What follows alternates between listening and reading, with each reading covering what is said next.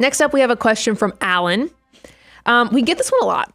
He says, what should we consider when looking at a new house? It's hard to stomach interest rates right now when our current home is at 2.75%. A new home would be 2.5 to 3 times our mortgage. Should we empty our Roth IRAs for more money down? Bo he just about I don't even know what happened to him. He physically reacted to that. I don't even want to answer the second part of that question, but let's answer the first part. I mean, with the first one, I get where people can get into that mindset, right? Like, well, the only way to do it's going to be to blow up the plan. Well, me and Brian have talked about this a lot. You know, in the past couple of years, a lot of people traded homes. Like, especially if you live in an area where the value of homes increased substantially, like the area that we live, right in the suburbs of Nashville, home prices just went through the roof here. Like, they got super expensive. Homeowners saw huge increases in their property values, and I think that's a common thread across a lot of parts of the country.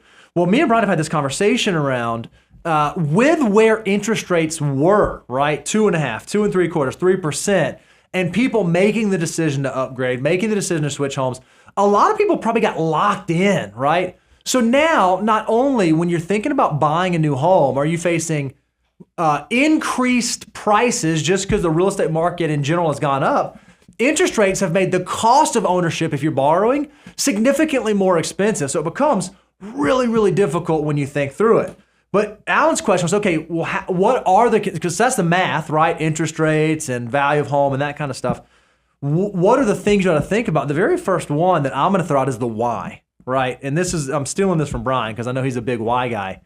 The why, if I am thinking about upgrading my house, why am I doing it? Is it because I want something nicer? Is it because I've gotten tired of my old house? Is it because I saw somebody else get a new house? Is it because I'm just getting bored in my current circumstance? Or is it, hey, you know what, I want to expand my family, or I need to get a better job, or I need to shrink my commute, or I need to, you fill that out and you basically do your T column with here's all the reasons why, here's all the pros.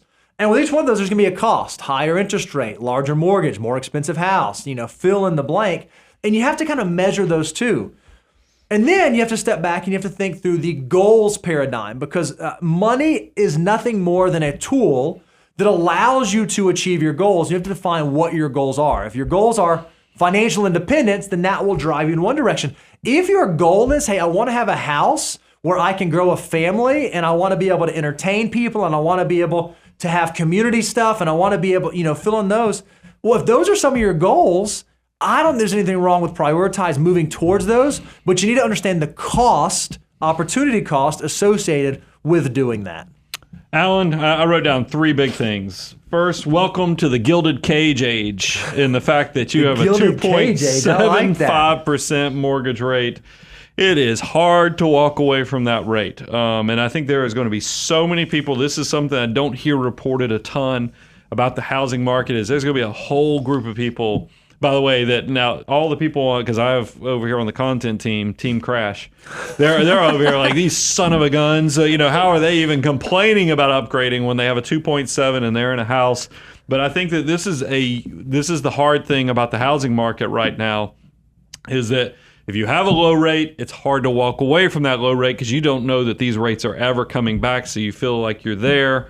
And then you also know when you upgrade, wowzer, who wants to pay 6 or 7%? As you said, by your own setup here, that your costs would go up 2.5 to 3 times your current. So that leads to my next point: was this better be a need, not a want? Because at those type of pricing models, this is something where it's like, wow, you really are making a huge decision here. If you're talking about a 250 to 300% threefold price increase on your housing, this better be a need, not a want, because if it's just for convenience, or because you want a bigger pantry, or you want some big cost of a bigger pantry. Yeah, there's just something there. You better make sure this lines up. And then I would have, and that leads to my third point, is that you better have the income and the emergency reserves to where when you look at your housing costs compared to your income, this better not even be close to 25%. This ought to be something where you've gotten, like, welcome to the big pay raise, or whatever you invented has come home to roost, and you now have cash flow just dumping in to where now it doesn't matter that you're walking away from the 2.75. This better be a really no-brainer to make that decision. And at no point in this, by the way, this is why I know you didn't invent something and you didn't patent it, is because you're trying to make desperate decisions that could cripple you in the long term. You're taking a permanent thing, a short-term problem, and giving it a permanent solution. And the fact that if you get into those Roth assets, your 50-year-old self and 55 and 60-year-old will be like, what the heck was I thinking? Yeah. What was I thinking? Taking Roth assets. I had a 2.75% mortgage, and then I took Roth assets. Man, I turned a win of a life into a pickle of a situation.